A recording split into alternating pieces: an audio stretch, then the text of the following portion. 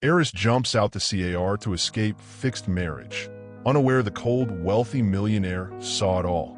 Her heels lasted 50 yards before she kicked them off. The pavement burned her bare feet, but she kept running. Behind her, the limousine's doors slammed as her father and his bodyguards gave chase. Have you ever realized your whole life was planned without your consent? Hi viewers, kindly tell us where you're watching from and what time it is. Warm welcome to the family. Enjoy the story. The tech billionaire watched through tinted glass as the oil heiress ran barefoot across Nevada asphalt, her torn wedding dress trailing behind her like a white flag of surrender. She thought she was escaping an arranged marriage. She had no idea she was running straight into a trap set by the one man who never loses. That night, he appeared in her hotel room holding her designer shoe like evidence, calling her Mrs. Harrington, a name she'd never heard before. What happens when your escape becomes someone else's carefully orchestrated plan? Have you ever run from something only to find yourself trapped in something worse? Have you trusted the wrong person when you were most vulnerable? This is about power, control, and the dangerous game between predator and prey. Stay with me to discover how a desperate escape becomes a deadly contract, and why sometimes the hunter becomes the hunted. Follow along as we uncover how one woman's bid for freedom became another man's perfect opportunity for control. Now, let me take you back to where it all began. She had 30 seconds to choose between a life she didn't want and a death she couldn't survive. Victoria Preston pressed her face against the limousine's cold window, watching Lake Tahoe's crystal waters blur past. The leather seats that once felt luxurious now felt like a coffin lining. Her father sat across from her, adjusting his gold cufflinks with the same casual precision he used to destroy his competitors. The Castellanos have been very patient, he said without looking at her. Marco understands you need time to adjust to the arrangement. Arrangement? As if her entire life was a business merger. I won't do it, Victoria whispered, her breath fogging the glass. Her father's laugh was sharp as breaking crystal. You think you have a choice? Our wells are dry, Victoria. The refineries are bleeding money. This marriage saves the Preston legacy. The papers spread across his lap told the real story. Debt collectors circling like vultures. Bank notices stamped in red. Her trust fund gone. The family estates, mortgaged to nothing. Marco gets a beautiful wife from Texas oil royalty. We get his Chicago construction fortune. Everyone wins. Victoria's stomach twisted. She'd seen Marco Castellano once at a charity auction. 53 years old with cold eyes and hands that lingered too long when he shook hers. The kind of man who collected things, art, businesses, women. He's already had 2 wives, she said. Both died in unfortunate accidents. Her father's tone suggested this was a selling point, not a warning. The limousine slowed as they approached a private airfield. Through the windshield, Victoria could see a jet waiting on the tarmac like a metal cage with wings. In 3 hours, she'd be in Chicago. By tomorrow night, she'd be Mrs. Marco Castellano. Her hand found the door handle. Victoria, don't even think about it. But she was already thinking about how the locks on the limousine doors were electronic, about how her father trusted his driver completely, about how men like him never imagined their daughters might fight back. The car stopped at a red light near a gas station. Local traffic, not private roads. Victoria smiled at her father. You're right. I should accept my responsibilities. He relaxed, reaching for a champagne glass. She yanked the emergency door release. The door exploded open. Victoria tumbled onto the Nevada asphalt, her designer gown tearing against rough concrete. Her father's shouts mixed with squealing brakes and honking horns. She ran. Her heels lasted 50 yards before she kicked them off. The pavement burned her bare feet, but she kept running. Behind her, the limousine's doors slammed as her father and his bodyguards gave chase. The gas station was too close. They'd catch her there. Victoria veered toward a cluster of pine trees, her torn dress catching on branches. Thorns drew blood from her arms, but she pushed deeper into the woods. A highway stretched beyond the trees. Real traffic. Escape. Victoria burst from the forest like a wounded animal, flagging down the first car she saw. A retired couple from Oregon stopped, their faces shocked at the sight of a bleeding heiress in a ruined wedding gown. "Please," Victoria gasped. "I need to get away from here. Have you ever realized your whole life was planned without your consent? That moment when you discover you're not the author of your own story?" As Victoria tore through the Nevada desert in her ruined gown, she didn't see the black SUV following at a careful distance, or the man inside making calls to ensure her rescue. Dominic Harrington built his empire on reading people's desperation, and she was an open book written in torn silk and bare feet. From behind his tinted windows, Dominic watched the oil heiress stumble across the gas station parking lot like a broken bird. His driver maintained perfect distance, close enough to observe, far enough to remain invisible. "Sir, should we intervene?" Marcus asked, adjusting the rearview mirror. "Not yet." Dominic's fingers moved across his tablet, pulling up everything about Victoria Preston in real time. Social media photos from charity galas. Financial records showing the Preston family's spectacular collapse.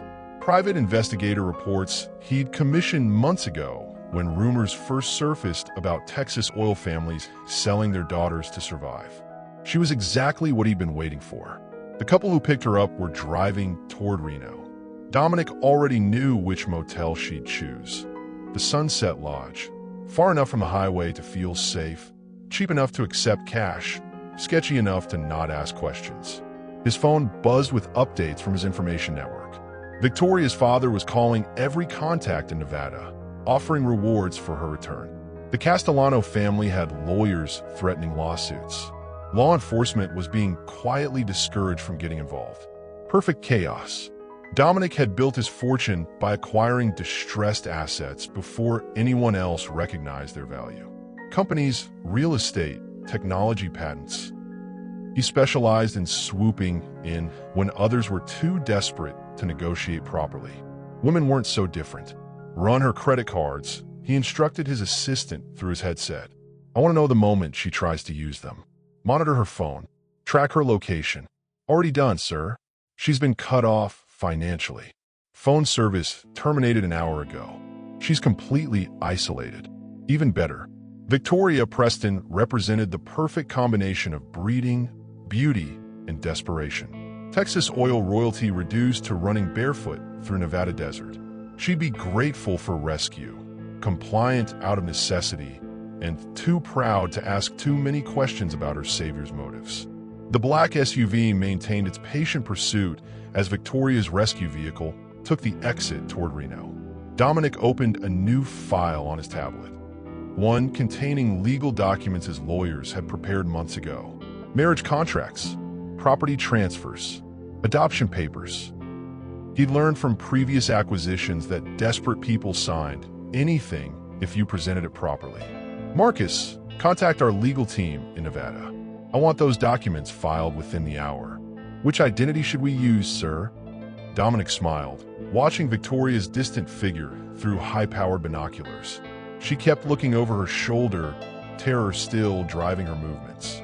She had no idea that her real predator wasn't the one she'd run from. It was the one patiently following behind. "Harrington. She'll be Mrs. Dominic Harrington by midnight." His tablet chimed with a security alert. Victoria had just checked into the Sunset Lodge using a fake name and cash.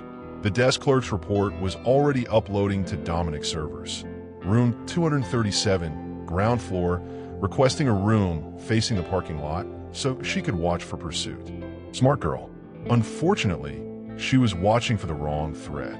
Dominic had perfected this process through years of practice. Let the target exhaust themselves running. Let them believe they'd found safety, then appear as their savior, offering protection from the very danger he'd helped orchestrate. The psychology was simple. Rescue someone from wolves, and they'll never suspect you're the bigger predator. "Sir, her room reservation shows she paid for 3 nights in advance. Should we wait?" "No." Dominic checked his Rolex. Desperation peaks in the first 6 hours. After that, people start thinking clearly, making plans. "We move tonight. Have you ever been watched without knowing it?" That feeling when someone studies you like a puzzle to solve? As Victoria collapsed into a roadside motel, believing she's finally safe, Dominic's driver pulled into the parking lot, and he stepped out carrying something that belonged to her. She thought losing her shoe was the least of her problems, until he used it to prove she belonged to him. Victoria pressed her back against the motel room door, finally allowing herself to breathe. The Sunset Lodge wasn't much: stained carpet, flickering lights, the smell of cigarettes and broken dreams. But it was anonymous. Safe. She'd paid cash for 3 nights using money from her emergency stash. Enough time to figure out her next move. Her reflection in the cracked bathroom mirror showed the truth. Torn dress, scratched arms, feet bloody from running barefoot. She looked like exactly what she was, a runaway bride with nowhere to go. The shower water ran brown for 30 seconds before clearing. Victoria stood under the weak stream, watching Nevada dust swirl down the drain along with the last pieces of her old life. When she emerged, wrapped in a threadbare towel, exhaustion hit like a sledgehammer. She'd been running on adrenaline for 8 hours. Her body was shutting down. Victoria deadbolted the door, wedged a chair under the handle, and checked the window locks twice. Only then did she allow herself to collapse onto the sagging mattress. Sleep came in fragments. Every car door slamming in the parking lot jolted her awake. Every footstep in the hallway sent her hand reaching for the pepper spray she'd bought at the gas station. At 2:47 a.m., she heard it. The soft electronic beep of a door lock disengaging. Victoria's eyes snapped open. The chain was still in place. The deadbolt still turned. But somehow, impossibly, her door was opening. "Hello, Victoria." The voice was calm, cultured, completely out of place in the cheap motel room. A man stepped through the doorway like he owned the building. Tall, lean, wearing a suit that cost more than most people's cars. He moved with the controlled grace of someone accustomed to power. In his hand, he held her ivory designer shoe. Victoria clutched the towel tighter, her pepper spray forgotten on the nightstand. "Who are you? How did you get in?" He closed the door behind him with practiced ease, not bothering to turn around. The locks re-engaged automatically, technology that shouldn't exist in a place like this. "Looking for this, Mrs. Harrington?" He held up the shoe like evidence in a trial. "I don't know what sick game you're playing, but I'm not married to anyone." His smile was patient, almost pitying. From his jacket pocket, he produced a leather folder.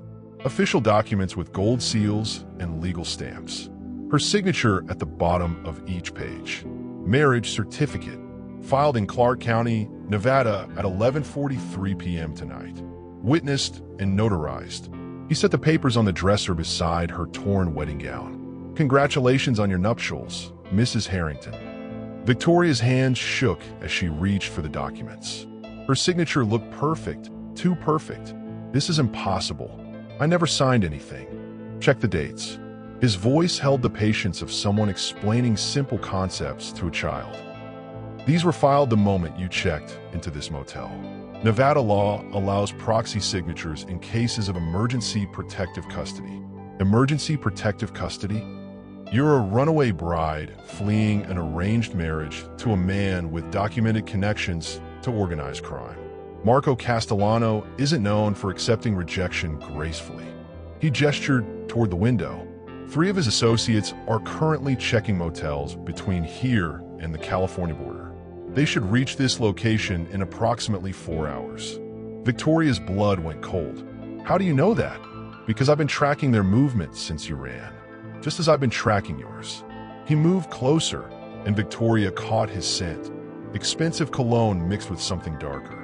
Power. Control. The kind of presence that made other people step aside without conscious thought. "You have 2 choices, Mrs. Harrington.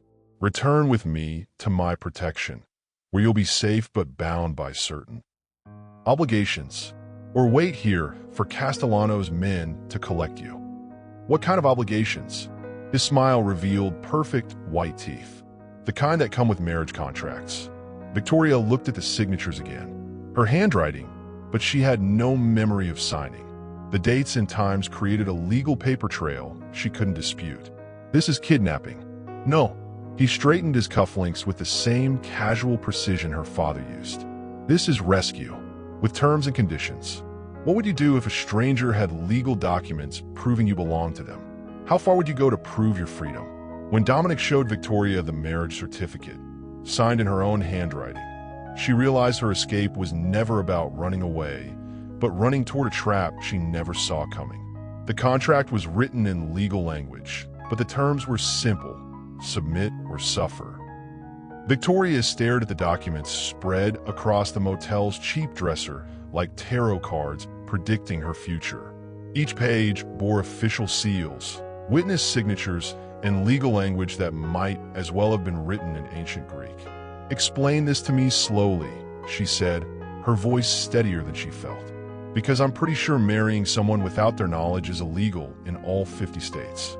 Dominic settled into the room's only chair like he was chairing a board meeting instead of holding a woman hostage in her towel. Nevada Revised Statute 125.181 allows emergency protective marriages when one party faces imminent physical danger from a previous arranged union. That's not a real law. Check for yourself." He slid his phone across the bed. "When you fled your father's arrangement with Castellano, you triggered several interstate commerce violations. Human trafficking, essentially. The federal authorities needed a legal mechanism to place you under protective custody." Victoria's hands trembled as she scrolled through the legal website. The statute was real, recent, buried in pages of bureaucratic language that made her head spin. "But I never consented to marry you specifically. You signed a federal protection request when you paid cash for this room using a false name. The desk clerk is a federal informant. This motel is a known way station for trafficking victims." Dominic's explanation rolled out with the smooth precision of a man who'd rehearsed it. "The protection request automatically assigns you to the nearest qualified guardian." Qualified guardian? Someone with the financial resources and security clearance to ensure your safety. He gestured toward himself. "Dominic Harrington, net worth $2.8 billion. Government contracts dating back 15 years. Perfect credit and no criminal record." Victoria's mind raced through the implications. "So, I'm what? Property of the federal government. Property is such an ugly word." His eyes held a predatory gleam that made her skin crawl. "Think of it as a partnership with defined roles." He produced another folder, this one thick with additional documents. Financial statements, property deeds, bank account authorizations. "As your legal husband and protective guardian, I'm responsible for your welfare, safety, and integration into secure housing. In exchange, you provide certain considerations." "What kind of considerations?"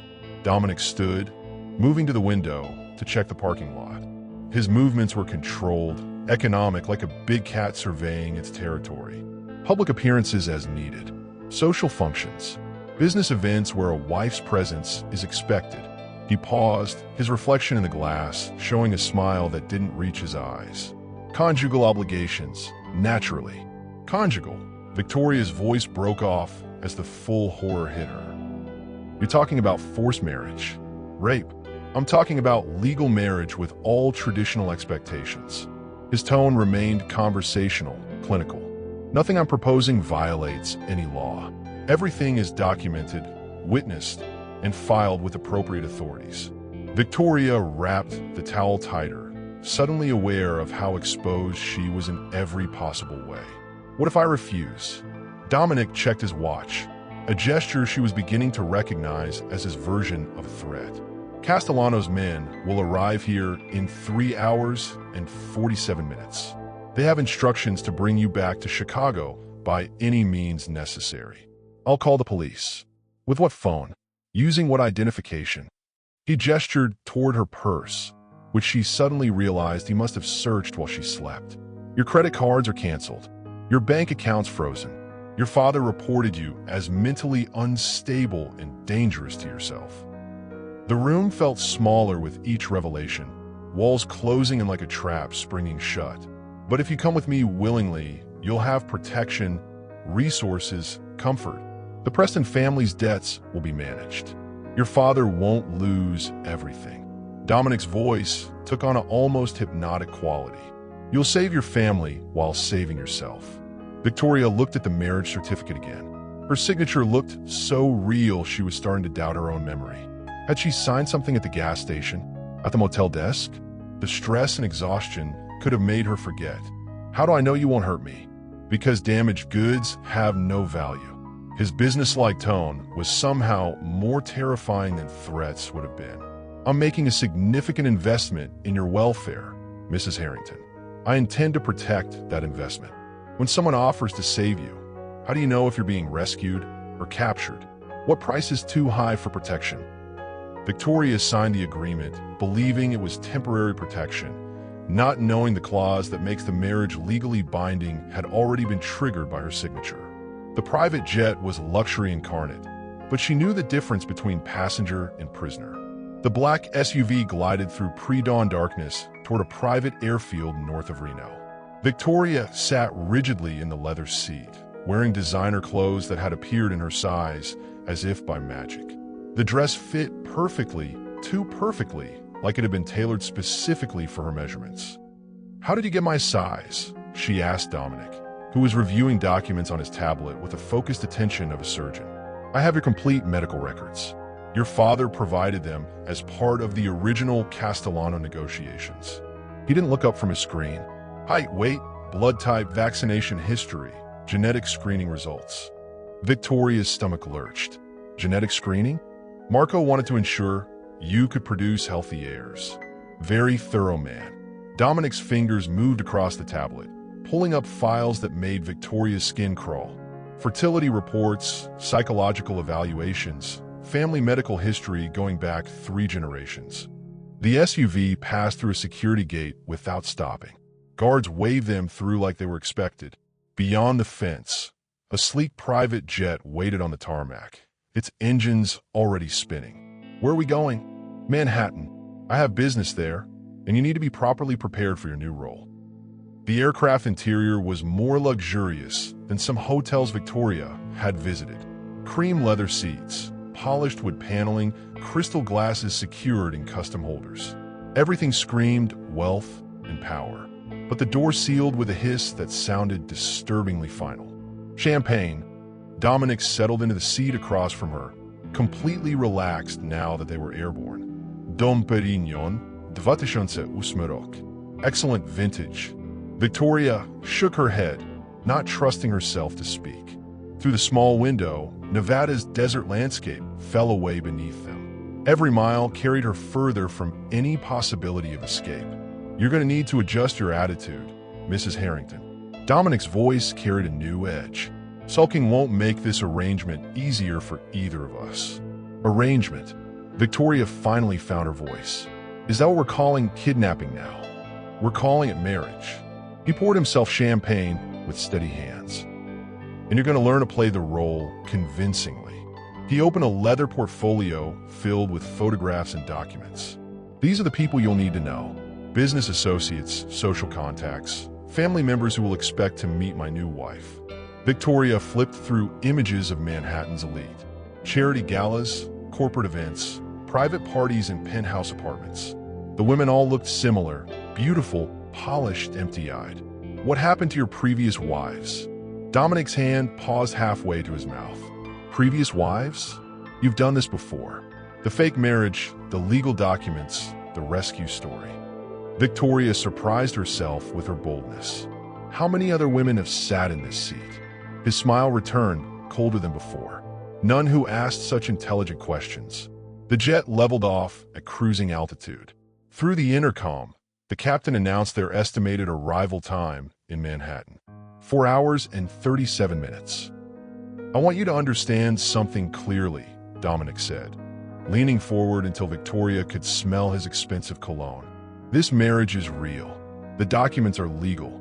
The consequences are permanent." He placed his hand on her knee, and Victoria fought the urge to recoil. His touch was warm, almost gentle, but she could feel the control in his fingers. "Resist me, and you'll discover that protection has limits. Embrace your new life, and you'll find I can be very generous." Victoria stared out the window at clouds passing below like cotton walls. Somewhere beneath them, Her old life was already becoming history. Her father would tell people she'd eloped with a wealthy businessman. Society would gossip for a few weeks before moving on to newer scandals. No one would come looking for Victoria Preston because Victoria Preston no longer existed. Only Mrs. Dominic Harrington remained. "The apartment is prepared for your arrival," Dominic continued, scrolling through his messages. "Personal shopper has stocked an appropriate wardrobe. I've scheduled appointments with a stylist, nutritionist, and personal trainer for tomorrow. Personnel trainer. You'll need to maintain certain physical standards. Public appearances require presentation." Victoria's hands clenched in her lap. Every word reinforced her new reality. She was property being prepared for display. "What if I told the authorities the truth? That you kidnapped me, forged documents, forced me into marriage?" Dominic's laugh was genuinely amused. "You could try, but consider the evidence they'd find. You fled an arranged marriage, used false identification, paid cash for lodging while avoiding law enforcement. Classic trafficking victim behavior." He showed her his phone screen, displaying news articles already appearing online.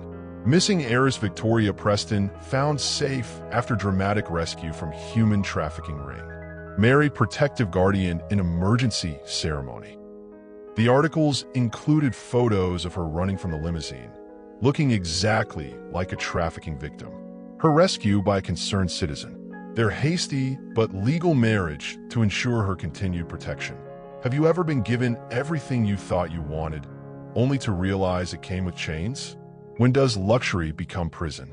As they landed in New York, Victoria saw paparazzi waiting and realized Dominic had already leaked their fairy tale romance to the press before she agreed to any of it. She learned to smile for cameras while calculating the distance to every exit. The flash of cameras exploded like lightning as Victoria stepped off the private jet. Reporters pressed against security barriers, shouting questions that reduced their story to sound bites and scandal. "Mrs. Harrington, how does it feel to marry a billionaire? Victoria, are you pregnant? Is that why you eloped? Tell us about your whirlwind romance." Dominic's arm circled her waist, pulling her against his side with possessive familiarity. To the cameras, it looked protective. Victoria felt the control in his grip, guiding her movements, positioning her for the best shots. "Smile," he whispered against her ear. "Look happy." Victoria forced her lips into what she hoped looked like joy instead of terror. The cameras captured every angle as they walked toward the waiting limousine. She counted steps, memorized faces, noted which reporters seemed most persistent. Information was power. Even trapped, she could gather intelligence. The Manhattan penthouse rose 70 floors above the city, its floor-to-ceiling windows offering views that real estate agents called priceless. Victoria stood at the glass wall, watching tiny people move through streets far below. "Impressive, isn't it?" Dominic appeared beside her with 2 glasses of wine. The apartment spans the entire top floor. 34 rooms, including a private gym, theater, and rooftop garden. Victoria accepted the wine, but didn't drink. "How many women have you brought here? You're the first Mrs. Harrington to see this particular property." His answer felt carefully crafted, technically true but hiding larger truths. The apartment was a study in controlled luxury. Every piece of furniture, every painting, every decorative object had been chosen to project wealth and taste. Nothing personal, nothing that revealed the man who lived here. "Your wardrobe has been prepared." Dominic gestured toward a hallway lined with doors. The master bedroom includes a private dressing room. Everything should fit properly. Victoria followed him through rooms that felt more like museum exhibits than living spaces. The master bedroom was enormous. A king-sized bed dominated one wall, flanked by matching nightstands that probably cost more than most people's cars. The dressing room beyond made her breath catch. Hundreds of outfits hung in perfect rows, organized by color and occasion. Designer gowns, business suits, casual wear, even intimate clothing in exactly her size. "How long have you been planning this?" Planning is too strong a word. Dominic ran his fingers along a rack of evening gowns. "Let's call it preparation for opportunity." Victoria pulled out a black cocktail dress, checking the label. The price tag was still attached, $12,000 for a single garment. "We have dinner reservations at 8, Dominic continued. "The Carlisle, very exclusive, very public. Several business associates will be joining us. What's my story supposed to be? The truth, with modifications." He selected a sapphire necklace from a jewelry case. "You're Victoria Preston, Texas, oil heiress. We met at a charity function last month. Instant connection, whirlwind courtship, private ceremony when your family situation became complicated." The necklace felt cold against her throat as he fastened it. His fingers brushed her neck, and Victoria suppressed a shiver. What if someone asks about the circumstances? About my father, or Marco Castellano? You'll deflect gracefully. Change the subject. Look at me adoringly. Dominic's hands settled on her shoulders, turning her toward the mirror. "Remember, you're desperately in love with your new husband." Their reflection showed a perfect couple, him tall and commanding in his tailored suit, her elegant in designer silk and precious stones. They looked like they belonged together, like fairy tale royalty. Victoria practiced her smile until it felt almost natural. The Carlisle restaurant occupied the top 3 floors of a Manhattan high-rise, its dining room buzzing with the kind of conversations that move markets and topple governments. Victoria recognized faces from business magazines and society pages. Dominic's hand never left her back as he guided her between tables, stopping to exchange greetings with powerful men and their carefully maintained wives. "Dominic, heard you'd gotten married." A silver-haired man with calculating eyes pumped Dominic's hand enthusiastically. "This must be the lucky lady." "Victoria Harrington," Dominic said smoothly. "Victoria, this is Senator Bradley Morrison. He chairs the Technology Oversight Committee." Victoria extended her hand, remembering to let her wedding ring catch the light. "Pleasure to meet you, Senator. Charming, and smart enough to land our most eligible bachelor." The senator's laugh was too loud, too practiced. "Tell me, how did you two meet?" "Charity auction," Victoria replied, following the script. "Dominic outbid everyone for a weekend in Napa Valley, then asked if I'd like to share it. Romantic. And here I thought tech billionaires had no imagination."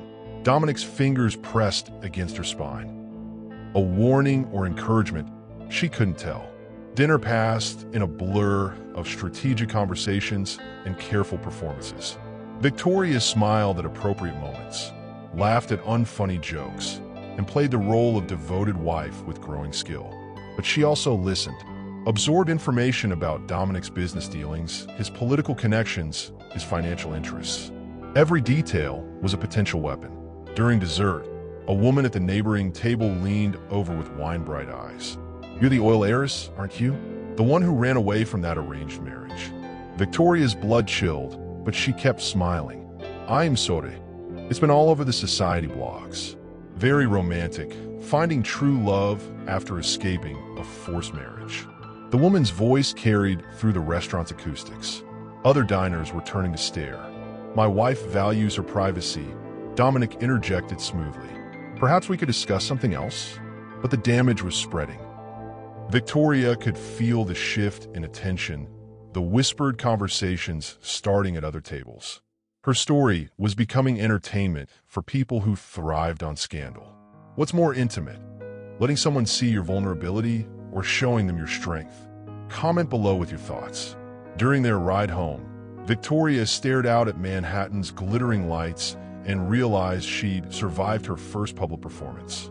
But as the elevator rose toward their penthouse prison, doubt whispered a terrible question. When worlds collide, something always breaks. She just didn't know yet which one of them would shatter first. The Miami penthouse held secrets in every shadow, including the women who came before her. The private jet descended through Florida sunshine toward a coastline that looked like a postcard. Victoria pressed her face to the window, watching Miami Beach stretch out in perfect white sand and turquoise water. Business trip, Dominic had announced that morning over breakfast. Packed for warm weather and formal events. But Victoria was beginning to understand that nothing with Dominic was purely business. The Miami penthouse made the Manhattan apartment look modest. Glass walls opened onto wraparound terraces overlooking Biscayne Bay. Palm trees swayed in ocean breezes that should have felt peaceful, but somehow carried menace. "Welcome to Casa Harrington," Dominic said, dropping his briefcase in the marble foyer. "I bought this property 5 years ago.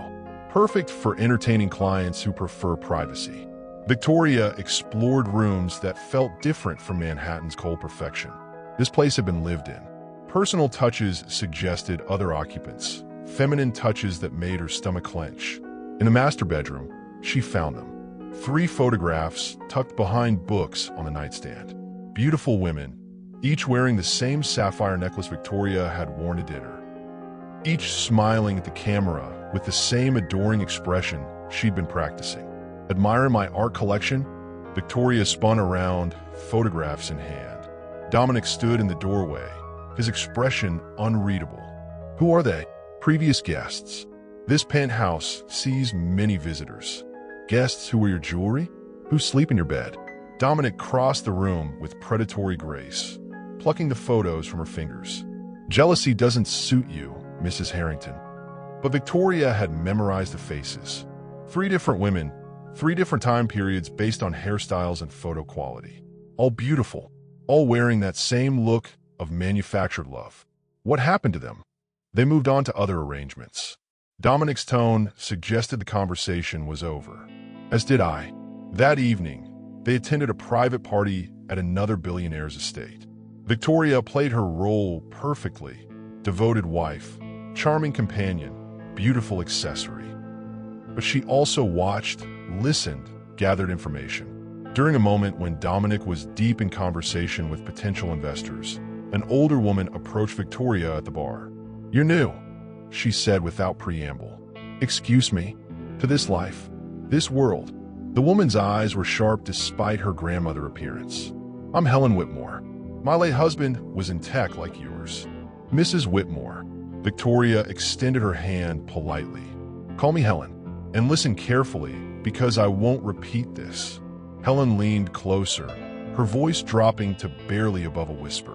"Whatever you do, don't let him take you to the ranch." "Ranch? Montana. He has a property there. Isolated. Remote." Helen's grip tightened on Victoria's wrist. "The women who go there don't come back." Before Victoria could respond, Dominic appeared at her elbow. "Mrs. Whitmore, how lovely to see you." His smile was perfect, polite, and absolutely cold. "I hope you're not filling my wife's head with your usual conspiracy theories. Just making conversation, dear boy." Helen released Victoria's wrist, but her warning lingered. "Your wife seems lovely. I hope she stays that way." The rest of the evening passed in a haze of forced normalcy. Victoria smiled and laughed and played her part, but Helen's words echoed in her mind. Back at the penthouse, she waited until Dominic was in his study making calls before searching the apartment more thoroughly. In a locked drawer she managed to pick with a hairpin, Victoria found what she was looking for. Travel records.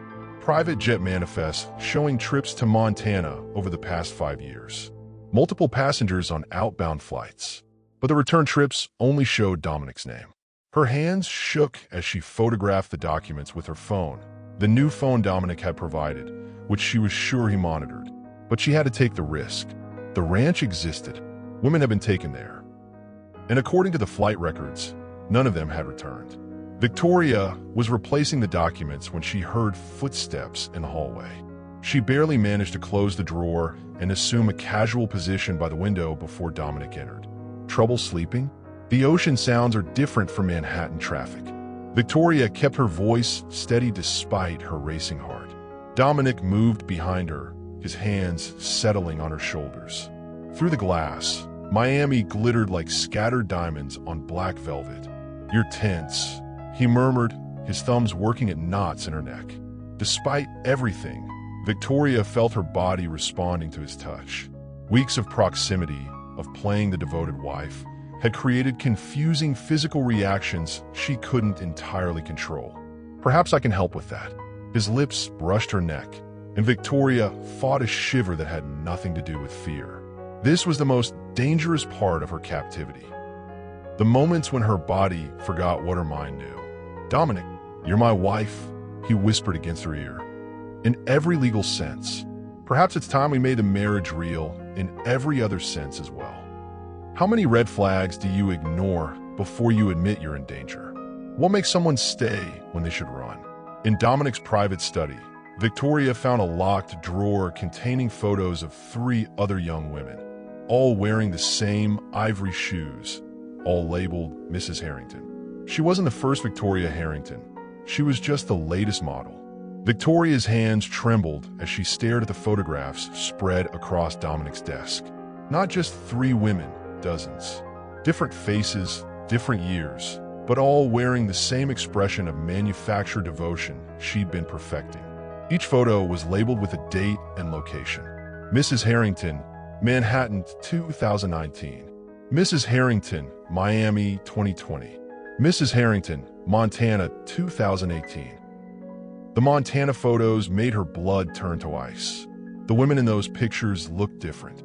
Thinner, hollow-eyed. Some appeared to be pregnant. All wore the same haunted expression of animals who'd given up fighting the trap. Fascinating reading. Victoria spun around, scattering photographs across the marble floor. Dominic stood in the doorway, no longer bothering to hide the predator behind his businessman mask. "You said there were 3. I said 3 previous guests.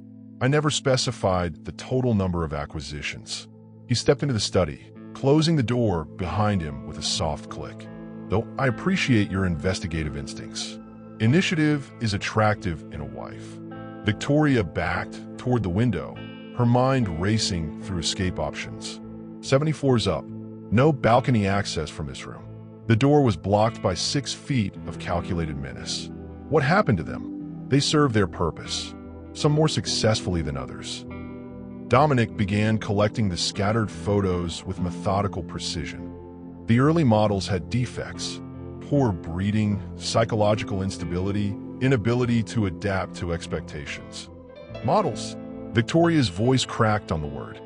Poor choice of terminology. Let's call them iterations. He arranged the photos in neat stacks, organizing by year.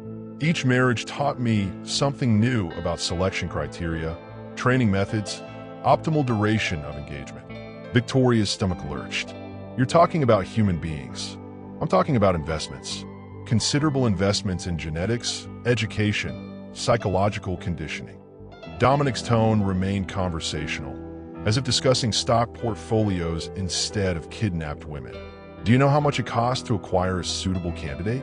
To establish the legal framework, create the documentation, manage the logistics?"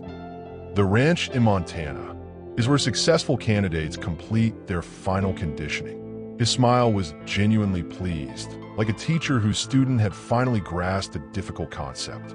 Isolation, controlled environment, medical supervision. Perfect for the breeding phase. The word breeding hit Victoria like a physical blow. Her hand instinctively moved to her stomach, remembering the genetic screening reports her father had provided. "You're insane. I'm efficient."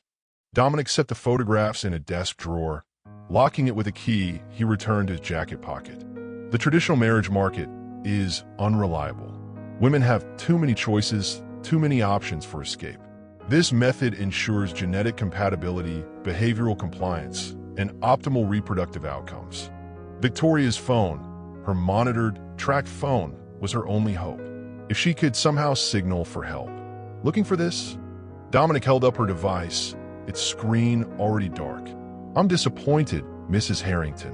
Photographing private documents violates our trust agreement."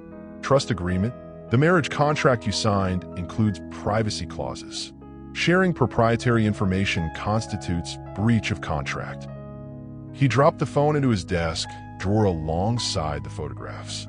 Penalties for breach can be quite severe. Victoria's mind flashed to Helen Whitmore's warning. The ranch. The women who didn't come back. What kind of penalties? That depends on the severity of the breach. Dominic moved closer, and Victoria pressed back against the window. Minor infractions might require attitude adjustment. Major violations. He left the sentence hanging, but his meaning was clear. The good news is that you're still in the evaluation phase. Mistakes can be corrected with proper motivation. His hand reached out to brush her cheek, and Victoria flinched away. Don't touch me, but I will touch you. I'll touch you whenever and however I choose. His voice dropped to a whisper that somehow felt louder than shouting. You're my wife, Victoria. My property. My investment. I'm not property. The legal documents say otherwise. The federal protection status, the marriage certificate, the financial dependency agreements, all of it creates a web of obligations that would take years to challenge in court. Dominic's business smile returned. Assuming you lived long enough to file appeals, what would you do if you discovered you were replaceable? How do you fight someone who's planned every possibility? When Victoria tried to call police, she discovered her phone had been disconnected, and Dominic appeared behind her, no longer bothering to hide his true nature. Her mother's funeral became the stage for their deadliest performance yet. The call came at 3 a.m. on a Tuesday. Victoria's father, his voice hollow with grief and whiskey, delivering news that shattered what remained of her world. She's gone, Victoria. Your mother. The cancer took her last night. Victoria collapsed onto the penthouse floor, phone pressed to her ear, sobs tearing from her throat like physical wounds. Even knowing this day would come, had been coming since her mother's diagnosis 2 years ago, couldn't prepare her for the finality of those words. Dominic appeared in his silk pajamas, instantly alert despite the early hour. Without speaking, he plucked the phone from Victoria's shaking hands. Mr. Preston? Dominic Harrington. I'm very sorry for your loss. His voice carried perfect sympathy, the kind polished through years of business condolences. Victoria will want to be there for the arrangements. We'll fly out this morning. Victoria watched through her tears as her husband, her captor, managed her family crisis with the same efficiency he applied to corporate acquisitions. Of course, we'll handle the expenses. Family is family. Dominic's eyes met Victoria's as he spoke. We'll see you soon. He ended the call and knelt beside her, his hands surprisingly gentle as they pulled her against his chest. I'm sorry, he murmured into her hair. I know how much she meant to you. For a moment, just a moment. Victoria let herself accept the comfort. Let herself pretend the man holding her wasn't the same one who kept photographs of his previous wives like hunting trophies. Then reality crashed back. You're not doing this out of kindness, she whispered against his shoulder. No, he agreed quietly. But your grief is real, and you deserve to say goodbye properly. The flight to Houston felt different from their previous travels. Victoria stared out the window at clouds that looked like cotton balls against blue sky, remembering her mother's hands braiding her hair, her voice singing lullabies, her fierce pride when Victoria graduated college. She never got to see me really married, Victoria said suddenly. Dominic looked up from his tablet. You are really married. She never got to see me marry someone I chose, someone I loved. Love is a luxury your family couldn't afford. His tone was matter of fact, not cruel. Your mother understood that. She called me last month. Victoria's head snapped toward him. What? She wanted to thank me for taking care of you, so that you could finally rest knowing you were safe and provided for. Dominic's expression was unreadable. She died believing her daughter had found happiness. The words hit like physical blows. Her mother's relief, her gratitude toward the man who'd kidnapped her daughter. The tragic irony of it all. She asked me to give you this when the time came. Dominic produced a small wrapped box from his jacket pocket. Inside, Victoria found her mother's wedding ring. The simple gold band her father had bought 30 years ago when oil money still flowed like water. She wanted you to have it for your own daughter someday. Victoria clutched the ring, tears streaming down her cheeks. Even in death, her mother was planning Victoria's future, imagining grandchildren who would never exist. The Preston family estate looked smaller than Victoria remembered. Oil derricks dotted the horizon like mechanical dinosaurs, still pumping despite the family's financial collapse. Black cars filled the circular driveway, mourners arriving for the wake. Victoria's father met them at the front door, looking 10 years older than when she'd last seen him. His embrace felt desperate, clinging. She held on as long as she could. He whispered, kept asking when you'd visit with your husband. The funeral home had transformed the Prestons' grand living room into a shrine. Photographs of Victoria's mother covered every surface. Young bride, new mother, oil baron's wife, community volunteer. A life documented in careful stages. Dominic played his role flawlessly. Grief-stricken son-in-law, supportive husband, generous benefactor, quietly covering expenses. Victoria watched him charm her mother's friends, console distant relatives, and accept condolences with perfect humility.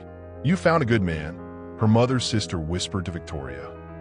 She was so happy when she heard about your marriage. Victoria smiled and nodded and played her part, but inside she was screaming. During the visitation, a childhood friend pulled Victoria aside. "Can we talk privately?" They stepped onto the back porch where Victoria had spent countless summer evenings as a child. Sarah Martinez looked nervous, constantly glancing toward the house. "I'm probably wrong about this," Sarah began, "but something's been bothering me since I heard about your marriage." "What do you mean?" "My cousin works for a private investigator in Dallas. She was researching missing persons cases and found something weird." Sarah pulled out her phone, scrolling through messages. 3 women from prominent Texas families. All disappeared after arranged marriage deals fell through. All supposedly married tech billionaires for protection. Victoria's blood chilled. What happened to them? "That's just it. Nobody knows." The families received official documents, legal certificates, even wedding photos. But the women themselves, they vanished. No social media, no public appearances, no contact with friends or relatives. Sarah showed Victoria a newspaper clipping on her phone. 3 faces stared back, young, beautiful, desperate, all bearing striking resemblance to Victoria herself. "Sarah, I need you to..." "There you are." Dominic's voice cut through the evening air like a blade. He stepped onto the porch with his perfect smile, but Victoria could see the warning in his eyes. "The service is about to begin." Sarah pocketed her phone quickly. "I'm sorry for your loss, Victoria. If you ever need anything..." "She has everything she needs," Dominic interrupted smoothly. His hand settled on Victoria's back, possessive, controlling. "Don't we, darling? When your own family betrays you, where do you find the strength to fight? Who can you trust when everyone has a price?" At the cemetery, Victoria's childhood friend slipped her a note. "The other wives aren't dead. They're hidden. Find a ranch in Montana." Home was supposed to be sanctuary. Instead, it became the place where her last illusions died. The funeral reception stretched into evening, oil money and old friendships creating a buffer against grief. Victoria moved through conversations like a ghost, accepting condolences while her mind raced with Sarah's revelation. 3 women, all from prominent Texas families, all missing after arranged marriages failed, all married to tech billionaires for protection. "Victoria, honey, you look pale." Mrs. Henderson, her mother's bridge partner for 20 years, pressed a glass of sweet tea into her hands. "Grief takes its toll, but you're lucky to have such a devoted husband." Across the room, Dominic was deep in conversation with her father and several family friends. His body language suggested business rather than sympathy. "He's been so generous," Mrs. Henderson continued. "Your father mentioned the medical bills, the estate taxes, having someone step in during a crisis." Victoria's attention sharpened. "Medical bills? Oh, you know about your mother's treatment costs, surely.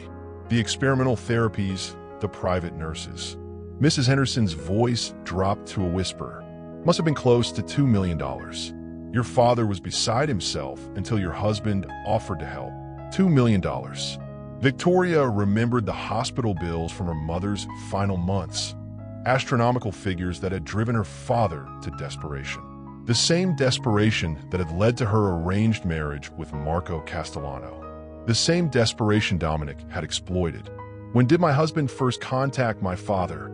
Victoria kept her voice casual despite her racing pulse. "Oh, months ago, right after your mother's diagnosis worsened. Such a blessing, really.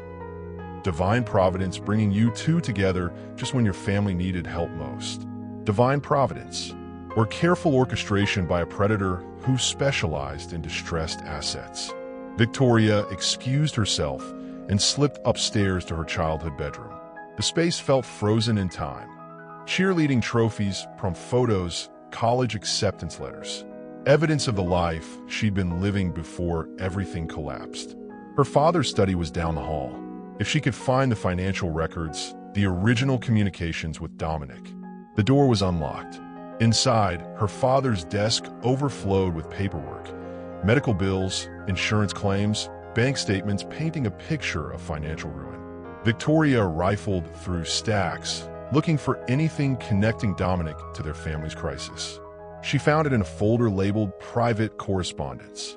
Letters on Harrington Industries letterhead, dated 8 months before Victoria's escape from the limousine. Before she'd supposedly met Dominic at any charity function. "Mr. Preston, I understand your family is facing significant financial challenges due to medical expenses. I may be able to offer assistance in exchange for certain considerations." Victoria's hands shook as she read further. "Your daughter Victoria presents an interesting genetic profile based on the medical records you provided. I believe we could reach a mutually beneficial arrangement." Medical records. Genetic profiles. Her father had been shopping her like livestock before she'd ever heard Dominic's name. The Castellano arrangement, while financially attractive, presents certain risks to your daughter's well-being. I can offer superior protection and resources in exchange for similar considerations. Superior protection. Victoria laughed bitterly at the phrase. The final letter made her stomach lurch. "I've taken the liberty of establishing legal frameworks to facilitate a rapid transition should circumstances require immediate intervention. Documents are prepared and ready for execution. Immédiate intervention." Like a daughter running from an arranged marriage, desperate and vulnerable. "Find what you were looking for." Victoria spun around. Her father stood in the doorway, looking older and more broken than she'd ever seen him. "You sold me." Her voice was barely a whisper. "Not just to Marco Castellano, to Dominic Harrington. You sold me to both of them and let them bid." Her father's shoulders sagged. "I was trying to save your mother. By treating me like property? By finding you protection." His voice cracked with emotion. "Do you think I wanted this? You think any father wants to make these choices? You had other choices. We could have sold the house, the business, everything. It wouldn't have been enough."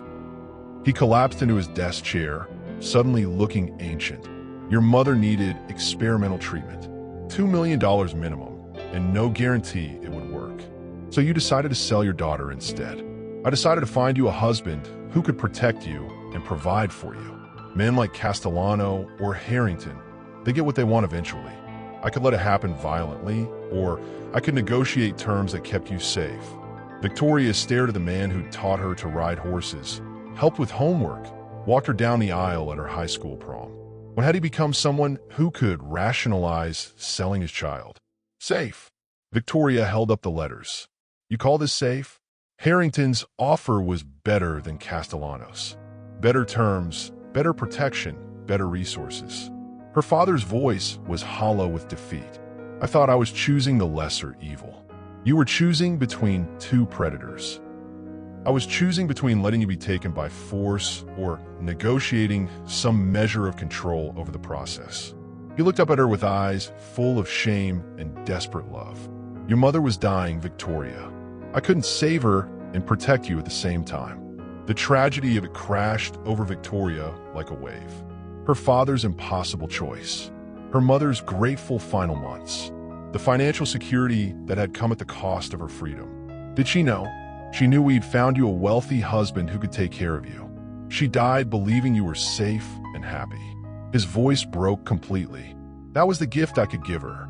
Peace at the end. When did you realize your parents weren't the heroes of your story?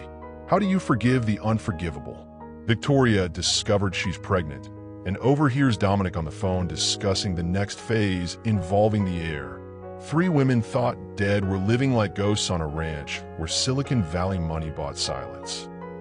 Victoria drove through endless Montana highways, her hands shaking on the steering wheel. The note from her childhood friend burned in her pocket like a secret weapon. Every mile took her further from Dominic's reach, but closer to a truth she wasn't sure she could handle. Have you ever followed a lead that could either save your life or destroy everything you thought you knew? When you're desperate enough, hope becomes more dangerous than fear. The ranch appeared like something from a movie. Sprawling wooden fences, rolling green pastures, and mountains that touched the sky. But Victoria knew better than to trust beautiful surfaces. She learned that lesson the hard way with Dominic. A woman opened the front door before Victoria even knocked. Tall, blonde, with eyes that had seen too much. "You must be the new Mrs. Harrington," she said quietly. "I'm Jennifer. I was the first." Victoria's breath caught. "You're supposed to be dead." Death was easier than the alternative. Jennifer stepped aside, revealing a comfortable living room where two other women sat waiting. "Meet Rebecca and Michelle. We've all worn your shoes." The second woman, a redhead with freckles, looked up from her knitting. "How many months pregnant are you, honey?" Victoria's hand moved instinctively to her belly. "How did you?" "Because that's when he gets serious about the contracts," Michelle said, her voice bitter. "That's when the game changes from playing house to something much worse. Do you know what it feels like to discover you're not unique? That your nightmare is just another man's business model?" Jennifer poured tea with steady hands. "Dominic collects us like rare books. Young, wealthy, pregnant, and completely isolated from anyone who might help. But you escaped," Victoria said desperately. "We didn't escape," Rebecca laughed, but there was no humor in it. "We just got transferred to a different kind of prison, one with better views and less immediate danger." The room fell silent except for the Montana wind outside. Victoria studied these women who looked so normal, so alive, when the world believed they were gone. "He lets you live here, as long as we stay quiet, stay hidden, and never try to reclaim our children," Michelle whispered. Victoria's blood turned to ice. "Children. Each of us gave birth in his private medical facility. Each of us signed papers we didn't understand while we were in labor and scared." Jennifer's voice was steady, but her eyes held years of pain. "Our babies went to carefully selected families who paid Dominic millions for the privilege. How do you process the unthinkable? What happens when evil is so organized, so systematic, that it seems impossible to fight?" "But we have a plan," Rebecca said suddenly, looking directly at Victoria. "We've been waiting for someone like you, someone he hasn't completely broken yet." Victoria leaned forward. "What kind of plan?" "The kind that saves your baby and destroys him completely." Jennifer smiled for the first time. "But it requires you to go back. And it requires you to be braver than you've ever been in your life." Outside, storm clouds gathered over the Montana peaks. Inside, four women began plotting the downfall of the man who thought he owned them all. The paparazzi photos weren't scandal. They were strategy, designed to break her spirit before breaking her completely. Victoria returned to New York with fire in her veins and a plan that could either save her or kill her. The other wives had given her weapons Dominic didn't know EXI. But Dominic was waiting with his own surprise. "Darling," he said as she entered their penthouse, his voice smooth as poison honey. "You missed quite a show while you were visiting your sick aunt in Texas. Have you ever walked into a trap you could see coming but couldn't avoid? Sometimes the only way forward is through the fire." He turned on a massive TV that dominated their living room wall. Entertainment news filled the screen, and Victoria's world exploded. Photos of Dominic with a stunning brunette, kissing her at a restaurant, his hands on her waist, her head thrown back in laughter. The headlines screamed betrayal. Tech billionaire's affair rocks marriage. Victoria's knees almost gave out, but she forced herself to stay standing. "Interesting photo shoot," she said carefully. "Photo shoot." Dominic laughed, moving closer. "Baby, this is real life. Meet Elena Rodriguez, my business partner." The woman from the photos stepped out of their bedroom, wearing Victoria's silk robe. Beautiful, confident, and holding Victoria's coffee mug like she owned the place. "Hello, Mrs. Harrington," Elena said with a smile that could cut glass. "I've heard so much about you. What do you do when your worst fear walks into your living room wearing your clothes? When betrayal has a face and a name." Victoria looked between them, her mind racing. This wasn't random. This wasn't passion. This was planned, calculated, designed to humiliate her exactly when she'd found hope. "Let me guess," Victoria said slowly. "This is the part where I'm supposed to cry. Beg you choose me. Maybe threaten to leave." Dominic's eyes narrowed. He hadn't expected this response. "But here's what's interesting," Victoria continued, walking to the window where photographers still waited below. "Elena Rodriguez, former law student from Miami, disappeared 3 years ago after her family's restaurant went bankrupt." Elena's smile faltered. "You're not his mistress," Victoria said, turning back to face them both. "You're his first wife, the one who was supposed to be dead." The silence in the room was deafening. Have you ever seen someone's entire plan collapse with a single sentence? Power depends on secrets, and secrets always want to be free. "How did you?" Elena started. "The other wives send their regards," Victoria said calmly. "Turns out, death certificates are easier to fake than loyalty." Dominic's face went white, then red with rage. "You stupid little girl. You have no idea what you just done." "Actually, I know exactly what I've done." Victoria pulled out her phone, showing them the recording app that had been running since she walked in. "I've got everything. The affair that wasn't real. Elena admitting she's supposed to be dead. And you confirming you've been planning this whole humiliation." For the first time since she'd known him, Dominic looked scared. "You think you can threaten me?" he snarled, lunging toward her. But Victoria was already moving, already running, already executing the plan 4 desperate women had spent months perfecting. The real game was just beginning. She thought he wanted her, until she realized he only wanted what she carried. Victoria's recording hit social media like a bomb. Within hours, hashtag Dominic Harrington was trending worldwide. Within a day, federal investigators were asking questions about missing women and forged death certificates. But Dominic hadn't become a billionaire by giving up easily. Victoria was hiding in a safe house the Montana wives had prepared when her doctor called with news that changed everything. "Mrs. Harrington, you need to come in immediately. Your blood work shows some concerning irregularities." Have you ever received a phone call that made your worst fears seem small? Sometimes the real danger isn't what you can see, it's what's happening inside you. Victoria arrived at the medical office to find Dominic already there, sitting in the waiting room like he owned the building, which, she realized with growing horror, he probably did. "Hello, darling," he said pleasantly. "Surprised to see me?" Dr. Martinez, the physician Victoria had trusted for months, avoided eye contact. "Mrs. Harrington, please come in. We have a lot to discuss." The examination room felt like a cage. Dominic sat in the corner, completely calm, while Dr. Martinez pulled up test results on his computer screen. "Your pregnancy is progressing normally," the doctor said carefully, "but we've discovered some unique circumstances." Victoria's heart pounded. "What kind of circumstances?" "The genetic testing shows markers we don't usually see," Dr. Martinez continued, his voice strange. "Your baby carries exceptionally rare DNA sequences. What happens when you realize your child isn't just wanted, they're designed? When biology becomes business." Dominic leaned forward, his eyes bright with satisfaction. "Tell her about the market value, doctor." Victoria's blood turned to ice. "Market value? Certain genetic combinations are incredibly valuable to specific buyers," Dr. Martinez said reluctantly. "We're talking about families willing to pay tens of millions for children with these exact DNA profiles." The room started spinning. Victoria gripped the examination table to keep from falling.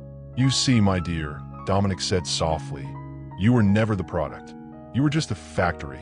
Have you ever discovered that your entire life was a setup for someone else's profit? That love was just packaging for a business transaction?"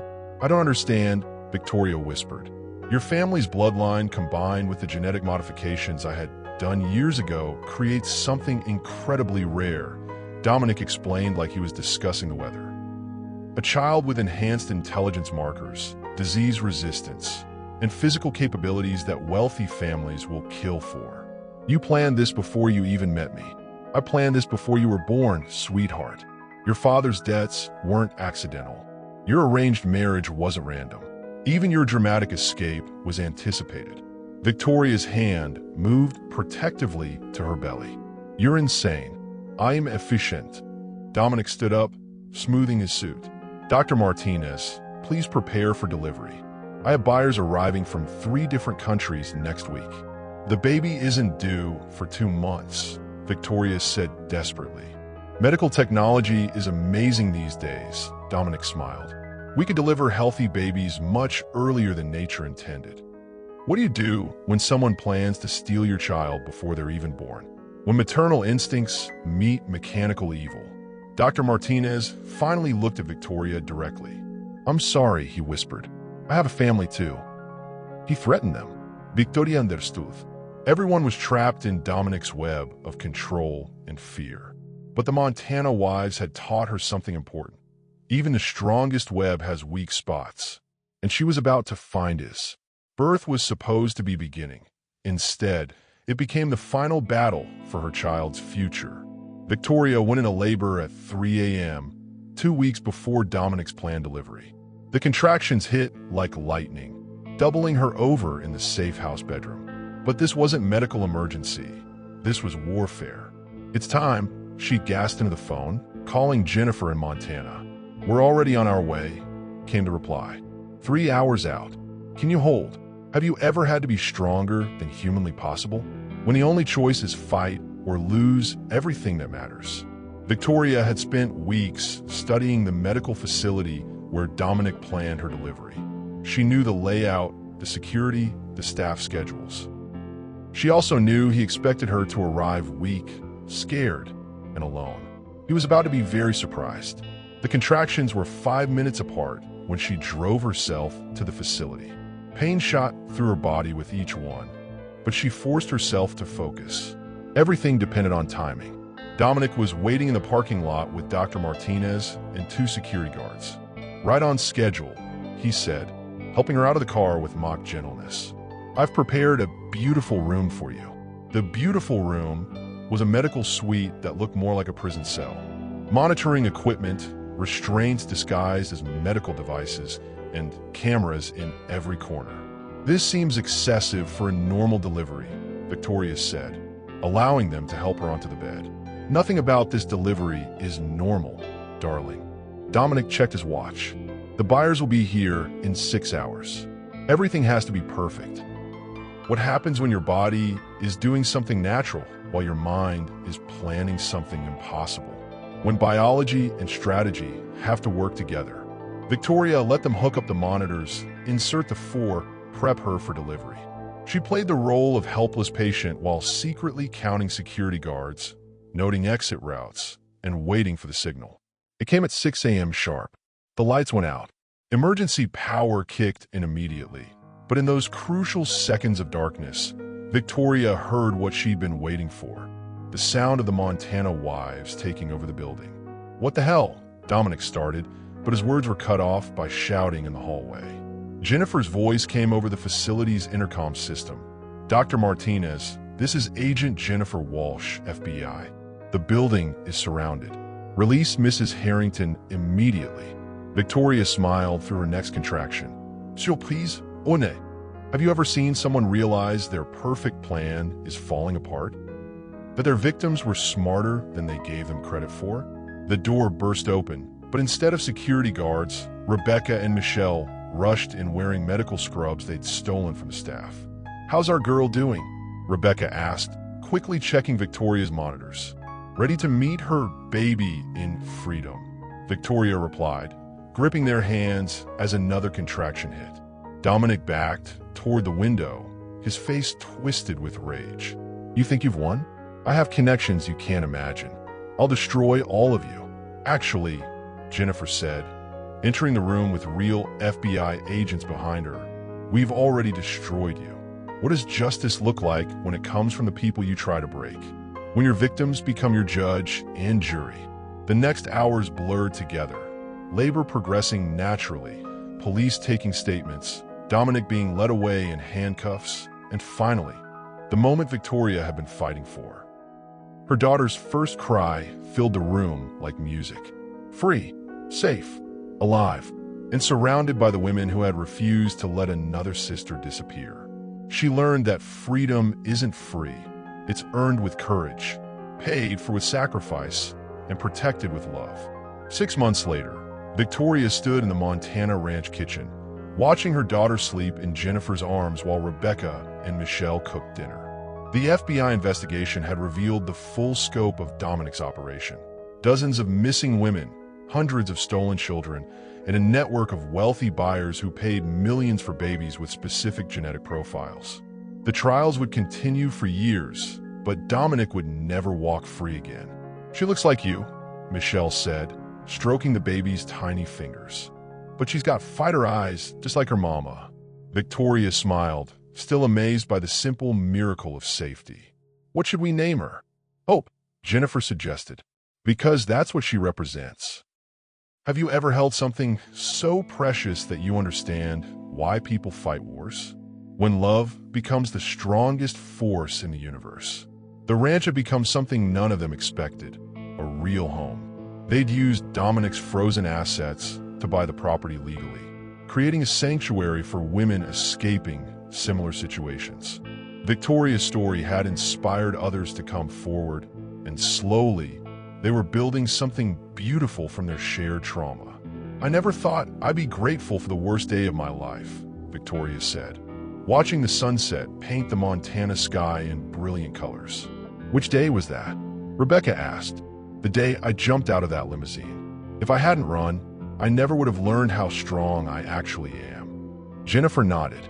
"Sometimes the scariest door is the one that leads to your real life."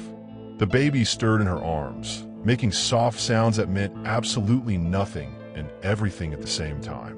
What does it mean to truly win? When you realize that surviving isn't enough, you have to create something better from the ashes.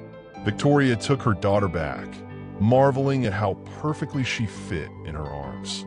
This child would grow up knowing she was wanted for herself, not her genetics. She'd know that her mother fought armies to protect her. She'd understand that family isn't about blood. It's about people who refuse to let you disappear. "The reporters are coming back tomorrow," Michelle mentioned. "You ready for more interviews?" Victoria had become the face of Dominic's victims, telling their story to prevent other women from falling into similar traps. It wasn't easy, but it was necessary. "I'm ready," she said. Every woman who hears this story and recognizes the warning signs is another family that stays whole. The sun disappeared behind the mountains, but the ranch glowed with warm light from every window. For women who had been stolen from their lives were creating new ones. Children who had been sold were being reunited with their real families. And somewhere, other predators were learning that their victims weren't as helpless as they appeared. How do you measure victory when the battle was for your soul? When winning means not just surviving, but helping others survive too. Victoria rocked her daughter gently, humming a lullaby her own mother had sung years ago. The baby's eyes opened, dark and curious, taking in this new world with wonder instead of fear. "Welcome to freedom, little one," Victoria whispered. "It's going to be an amazing adventure." Outside, the Montana wind carried promises across the vast landscape. Justice served, families restored, and the simple truth that love, real love, always wins in the end. The escape was over. The real life was just beginning.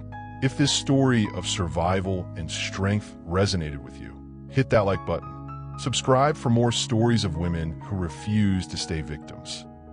Tell me in the comments what you would have done in Victoria's situation. And remember, sometimes the greatest prison is the one that looks like paradise, and the greatest strength comes from protecting what matters most. Thanks for being part of our family. Until next time, keep fighting for your freedom.